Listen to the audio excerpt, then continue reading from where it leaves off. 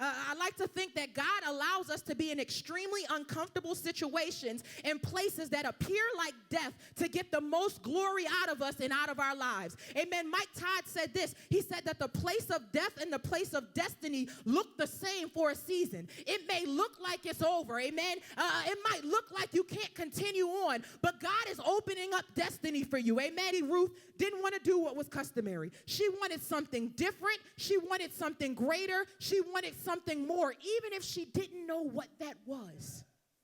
I'm talking to those of you today, you don't even know what it is that you're asking God for. You just know it's more. You know it's greater. You know, God, look, I've seen you do some great things in my life before, but I'm still here, so I know that there's more in store for me. There was something about the God that Naomi served that inspired Ruth to have faith. Amen. She dared to make a complete break from life as she had known it to walk into the unknown. On the one hand, you can choose life per usual. Amen. Or you can make a complete break from mediocrity and step out on faith. You can run back to what is familiar, or you can reach for something greater and trust that God has more in store.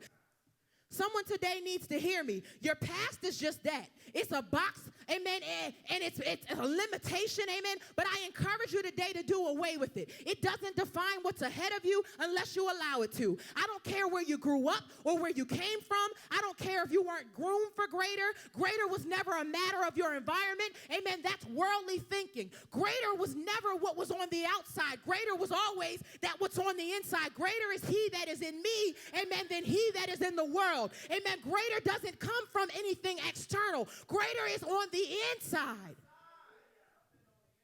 Jesus working on the outside that brought about a change in my life. You better preach, Mark.